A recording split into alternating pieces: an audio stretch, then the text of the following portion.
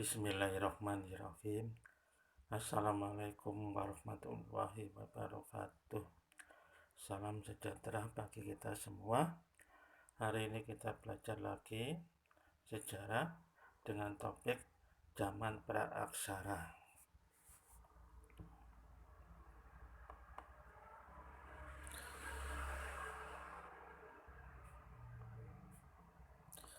Baik, kita mulai.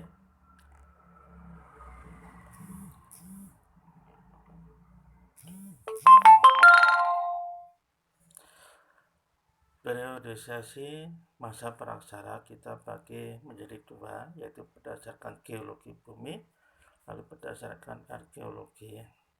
Berdasarkan geologi yaitu berdasarkan umur lapisan kulit bumi. Berdasarkan umur lapisan kulit bumi. Berdasarkan umur lapisan kulit bumi ini, zaman praaksara dibagi menjadi 4 zaman, yaitu zaman Archeozoikum atau Ajoikum, zaman Paleozoikum, zaman Mesozoikum, zaman Neozoikum atau Cainozoikum. Kita bahas sebentar tentang zaman Archeozoikum. Archeozoikum yaitu zaman di mana bumi belum ada kehidupan, karena bumi masih dalam keadaan panas dalam proses pembentukan.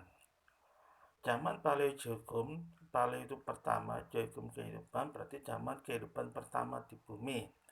Pada zaman ini mulai muncul kehidupan pertama di bumi, baik dalam bentuk binatang maupun tumbuhan dalam tingkat yang sederhana. Contohnya misalkan binatang seperti contoh binatang amuba, binatang bakteri, binatang virus. Contoh tumbuhan yang hidup pada masa Paleozoikum dalam tingkat yang sederhana ini seperti contohnya ganggang, jamur, seperti itu.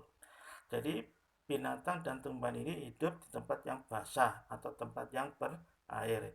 Jadi kehidupan pertama itu yang muncul di tempat yang berair. Yang ketiga, zaman Mesozoikum atau zaman kehidupan pertengahan, tengah. Pada zaman ini muncul binatang-binatang reptil raksasa. Contohnya misalkan dinosaurus, Atlantosaurus, T-Rexaurus, dan sebagainya.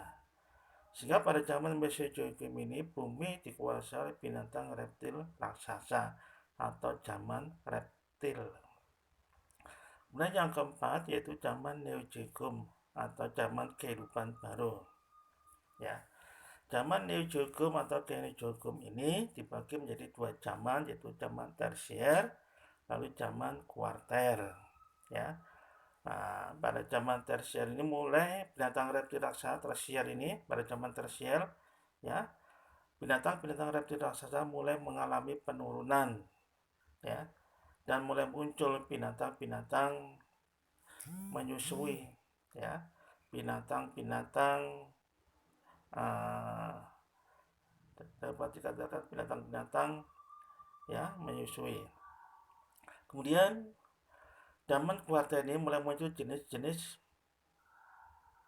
manusia purba seperti Meganthropus, Paleojavanicus. Jadi pada zaman ini juga muncul namanya zaman glasial dan interglasial. Glasial itu apa? Zaman meluasnya es. Interglasial zaman mencairnya es. Ini sekelumit tadi tentang pembahasan zaman berdasarkan sistem lapisan kulit bumi. Sekarang kita bahas pembagian zaman praaksara berdasarkan arkeologi.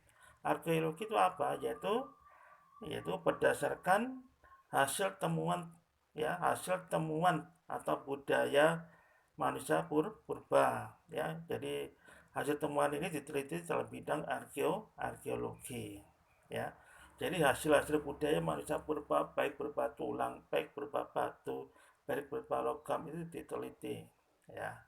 Pada zaman ini, pada zaman praaksara berdasarkan arkeologi ini, maka zaman praaksara dibagi menjadi 5 zaman. Yang pertama zaman Paleolitikum. Paleo artinya tua, litum berarti zaman batu tua. Yang kedua zaman Mesolitikum. Meso itu tengah, litum batu. yaitu zaman batu tengah.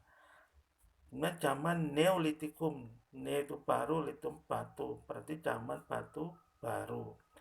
Terus yang keempat zaman Megalitikum, mega itu besar, litum batu, berarti zaman batu besar. Yang terakhir zaman logam.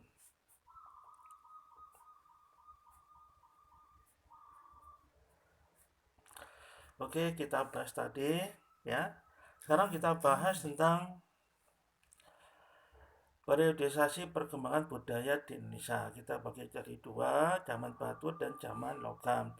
Tadi sudah kita bahas zaman batu ini ada empat, ya tadi sudah dijelaskan. Ada Paleolitikum, Mesolitikum, Neolitikum, Megalitikum. Sekarang zaman logam ini kita bagi jadi tiga. Itu zaman logam tembaga, ini zaman logam yang paling tua di dunia. Yang kedua zaman logam perunggu, yang paling muda zaman logam besi. Zaman logam tembaga ini zaman logam yang paling tua, itu nggak ada di Indonesia. Indonesia baru mengenal zaman logam pada masa zaman logam perunggu. Ya, sehingga di Indonesia banyak ditemukan benda-benda dari zaman logam perunggu seperti nekara, moko, tembikar, moko, kapak perunggu dan sebagainya. Demikian juga zaman besi banyak ditemukan benda-benda dari logam besi, ya seperti contohnya ya pisau dari besi, celurit dari besi, ya kemudian apa itu uh, alat masak dari besi dan sebagainya.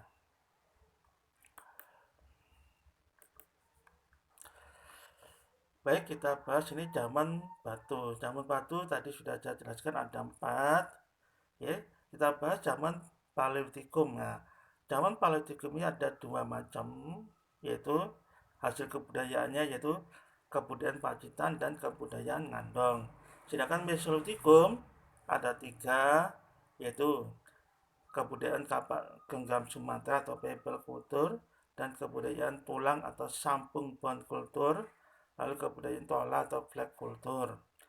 Sekarang kebudayaan Neolitikum ada dua, yaitu kebudayaan kapak persegi dan kebudayaan kapak lonjong.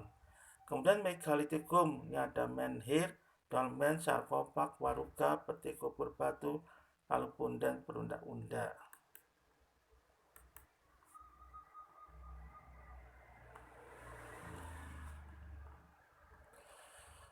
Sekarang kita bahas kehidupan masyarakat zaman batu tua itu Paleolitikum. Kita bahas zaman Paleolitikum ini tadi sudah dijelaskan bahwa menghasilkan kebudayaan Pacitan itu apa saja, yaitu kapak penetak, kapak perimbas. Sedangkan kebudayaan budaya Ngandong ini terdiri dari alat-alat dari tulang atau tanduk dan alat-alat yang terbuat dari batu-batu kecil. Nah, lalu bagaimana cara kehidupan mereka dan kemampuan membuat alatnya? Nah, mereka sudah mengenal food gathering. Food gathering itu apa? Yaitu mengumpulkan makanan, ya. Dengan cara apa? Yaitu dengan cara berburu, menangkap ikan, ya, lalu mengumpulkan umbi-umbian, buah-buahan dan sebagainya. Jadi juga yang kedua itu mereka nomad dan berpindah-pindah tempat, ya. Mengapa mereka pindah? Karena di tempat tersebut, ya, makanan sudah habis. Jadi mereka tinggal berdasarkan, ya, makanan yang tersedia di alam tersebut. Kalau di situ sudah habis, maka mereka pindah lagi ke tempat yang baru. Ya, tempat yang baru yang mereka cari adalah tempat yang dekat aliran sungai, ya, dekat aliran sungai. Mengapa kok dekat dengan aliran sungai? Karena di tempat tersebut, ya, banyak sumber-sumber makanan. Dari air mereka bisa ambil ikan. Dari tanah-tanah yang ada di sekitar sungai mereka bisa ambil umbi-umbinya, bisa mereka ambil buah-buahnya. Dan juga biasanya di tempat yang berair banyak sekali binatang-binatang, mereka bisa berburu di situ. Jadi mereka biasanya hidup, ya, mencari kehidupan di tempat-tempat yang dekat aliran sungai. Nah, mereka cari rumah atau gua, ya, itu ada istilahnya abris sosrok, ya, gua-gua yang dekat dengan aliran sungai sebagai tempat tinggal mereka. Kemudian Jenis manusia pendukungnya di sini, ini ada Meganthropus paleojavanicus. Ini manusia purba yang tertua ya di Indonesia. Megan hanya raksasa tropus ya. Paleojavanicus berarti manusia raksasa dari Pulau Jawa. Ini ditemukan di Sangiran, Jawa Timur. Pithecanthropus erectus yaitu manusia kera yang sudah berjalan tegak yang ditemukan di Trinil, Jawa Timur. Juga Pithecanthropus robustus juga ditemukan di Jawa Timur. Juga Pithecanthropus mojokertensis ya ditemukan di daerah Mojokerto. Homo soloensis ditemukan di Solo. Homo wajakensis di Wajak ya. Homo wajakensis di Wajak. Kita lihat hasil kebudayaan zaman batu tua Paleolitikum. Di sini ada kabak genggam, bentuknya seperti ini. Ada kabak perimbas, bentuknya seperti ini. Ada alat dari tulang, nah ini tulang dan tanduk. Nah ini tanduk ya. Juga alat cerpe. Nah ini cerpe, batu yang kecil, gunanya untuk pisau, untuk mata panah, mata tombak dan sebagainya. Nah ini kabak penetak, gunanya untuk menetak ya, pemukul. Nah seperti itu. Sekarang kita bahas zaman Mesolitikum. Di sini zaman Mesolitikum ini menghasilkan kebudayaan people kultur, kakak genggam Sumatera atau pendek, bone kultur, alat-alat turang dan tanduk yang ditemukan di Sampung, Flex, Hatchcourt, kapak pendek, gerabah, lukisan dinding di Kabinga, Sulawesi. Cara hidup mereka itu masih food gathering, masih nomaden. Nah, abis sosial ini adalah tempat tinggal di gua-gua, lalu bercocok tanam sederhana ya atau semi sedenter. Nah, manusia pendukungnya itu Papua Melanosoid, suku Sake, suku Semang, suku Atka, suku Aborigin. Kepercayaan mereka sudah mengenal kepercayaan sistem penguburan mayat, yaitu gambar-gambar tangan menunjukkan bahwa mereka ya menyembah nenek moyang dan mereka mempercaya adanya kekuatan gaib ya seperti itu. Lalu kehidupan sosial mereka yaitu hidup berkelompok dengan pembagian kerja, laki-laki berburu ya, lalu perempuan mengumpulkan makanan.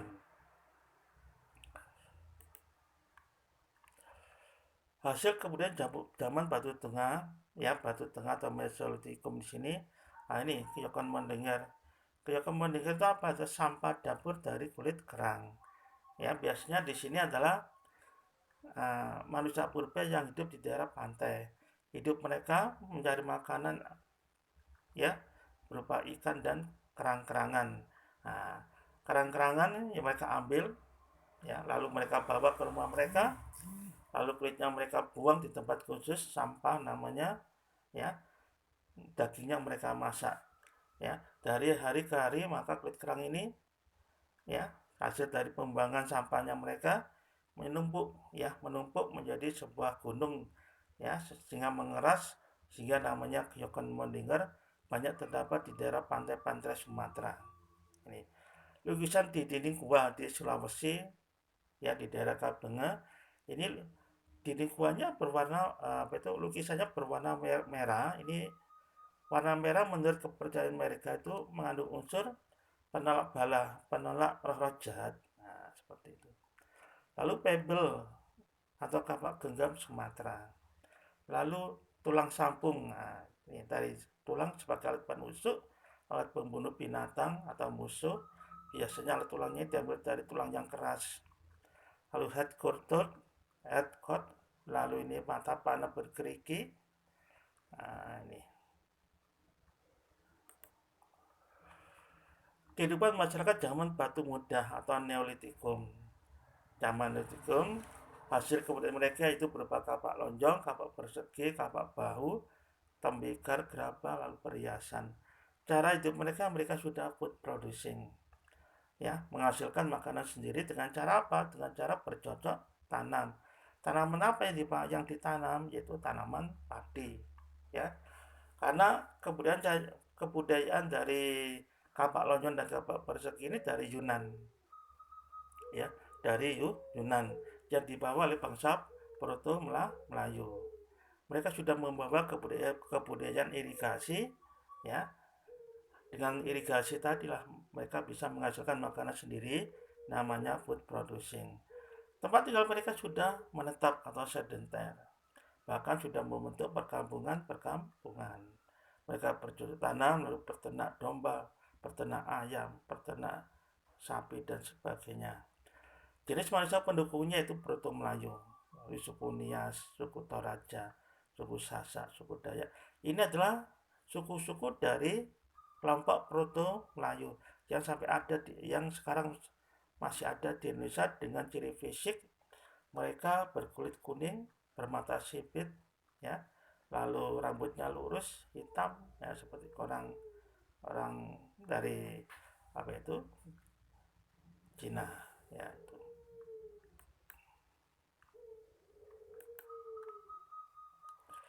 Hasil kebudayaan zaman batu muda atau Neolitik ini ada kapak persegi, bentuknya segi empat, persegi ini seperti pacul, beling persegi.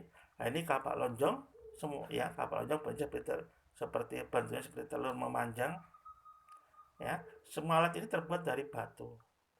Juga perhiasan ini dibuat dari kulit kerang atau batu-batu obsidian yang indah-indah itu. Nah, lalu gerabah atau tembikar. Biasanya gerabah digunakan untuk kepercayaan, untuk tempat menyimpan makanan, ya, menyimpan air dan sebagainya.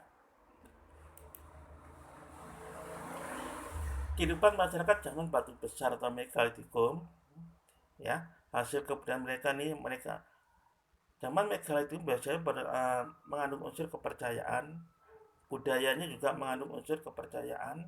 Di sini ada menhir, ada dolmen, ada sakorpak, ada waruga, ada manik-manik, kubur batu, punden, perundak, undak, lalu arca, ya.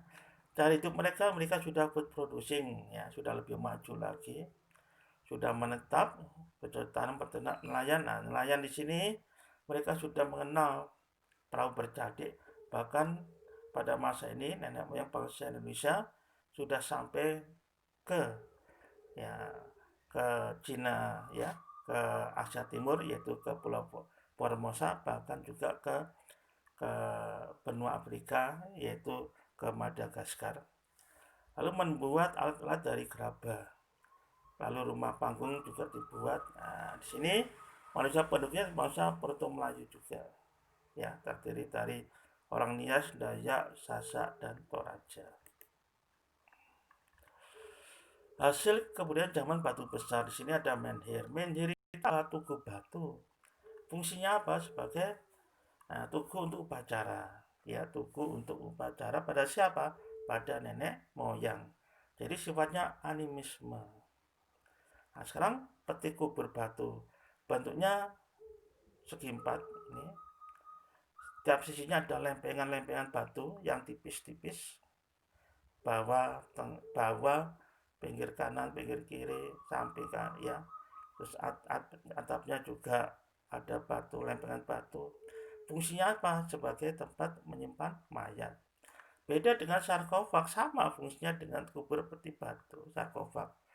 Sarkofag ini juga sebagai tempat menyimpan mayat, tapi bentuknya beda.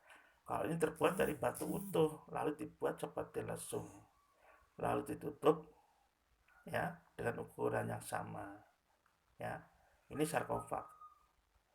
Nah, ini dolmen. Ya, dolmen ini fungsinya sebagai meja untuk meletakkan alat-alat sesaji, ya. Meja saja.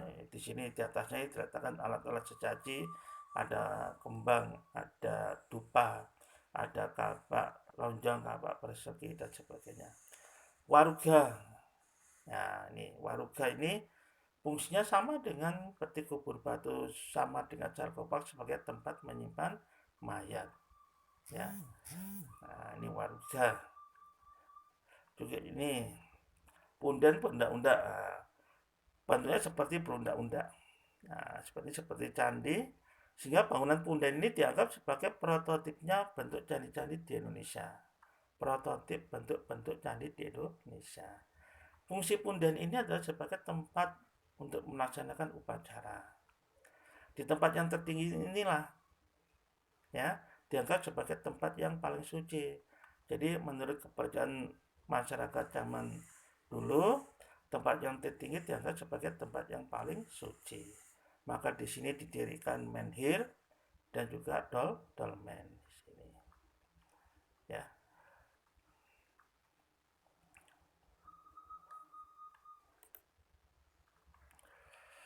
Kehidupan masyarakat zaman logam atau perunggu di sini, zaman logam perunggu, hasil kemudian mereka ini sudah menghasilkan perhiasan manik-manik, bejana perunggu, candra samboku, kapak jalan budaya Dongsia, budaya Dongson, ya. Dongson Wabin ini sama ya, berasal dari Yunan juga, sama dengan Bakson Wabin juga berasal dari Yunan. Yang membawa adalah kalau kalau kapak persegi kapak lonjong yang membawa adalah bangsa Proto Melayu, tapi kalau kebudayaan logam ini yang membawa kebudayaan adalah orang Deutero Melayu atau Melayu muda. Cara hidup dan kemampuan membuat alat pada masa ini, ya, mereka sudah mengenal teknologi pertukangan, terutama pembuatan logam, ya. Juga muncul daerah produsen dan daerah konsumen. Sudah mengenal barter, tukar menukar barang. Manusia pendukungnya adalah bangsa Deutero Melayu yang masuk ke Indonesia sekitar 300 sebelum Masehi. Bangsa Deutero Melayu atau Melayu muda ini juga berasal dari daerah Yunan, sama dengan Proto Melayu juga berasal dari Yunan.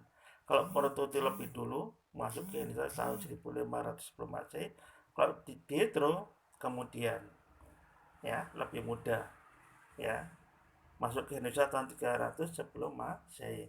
Mereka membawa kebudayaan yang lebih canggih, lebih maju, namanya kebudayaan logam. Ya, Indonesia hanya mengenal dua zaman saja, logam perunggu dan logam besi. Sedangkan logam tembaga tidak mengenal. Ini hasil kemudian zaman logam perunggu, ada kapak corong, disebut kapak corong karena bentuknya seperti corong. Di sini ada negara sebagai benda upacara, ya, yang upacara ini biasa ada gambar-gambarnya di sini, negara terbuat dari logam perunggu. Lalu juga moko juga benda upacara, moko ini. Lalu kapak candrasa sebagai kapak upacara, bentuknya indah, juga arca-arca perunggu seperti ini. Nah, tadi sudah saya jelaskan tadi tentang mereka sudah mengenal teknik pembuatan alat dari logam. Nah, teknik untuk membuat alat dari logam ini ada dua macam, yaitu teknik asir pedu, ya, teknik asir pedu, ya. Teknik asir pedu ini atau cetakan lilin, ya, atau cetakan lilin dibuat dulu cetakannya dari lilin. Setelah jadi, ya, maka cetakan lilin ini dibungkus dengan tanah liat lalu dibakar. Nah, ini dibakar, otomatis lilin tadi akan keluar melalui lubang yang kita buat. Nah, sehingga timbul suatu rongga, ya, rongga untuk pengisian logam, cairan logam. Hasil dari teknik ini sangat sempurna, ya, sangat sempurna, dan kejelekannya yaitu alat cetaknya hanya sekali pakai. Sekarang teknik yang kedua yaitu bivalve. Alatnya dua macam yang sama persis, ya. Alat ini bisa dipakai dengan cara ditangkupkan. Setelah ditangkupkan lalu diisi dengan cairan logam, ya. Setelah dingin, alat tangkupannya dibuka sehingga terbentuklah alat cetakannya. Apa itu? Hasil cetakannya itu. Kejelekannya ada garis pemisah bagian tengah biasanya. Tapi kebaikannya alat cetaknya bisa dipakai berulang kali. Ini bivalve. Kamu amati gambar berikut.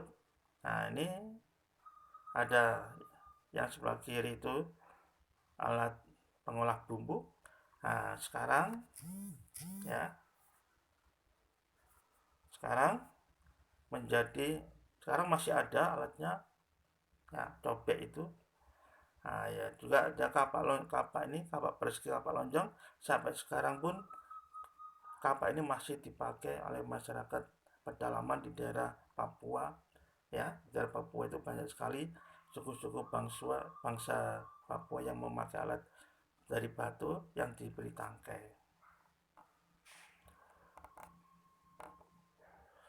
Oke, itulah apa tuh sekilas pembahasan materi tentang masa praksara. Saya ucapkan terima kasih ya. Untuk itu ada tugasnya. Jadi silakan kamu kerjakan tugasnya. Oke, baik, kita akhiri. Assalamualaikum warahmatullahi wabarakatuh.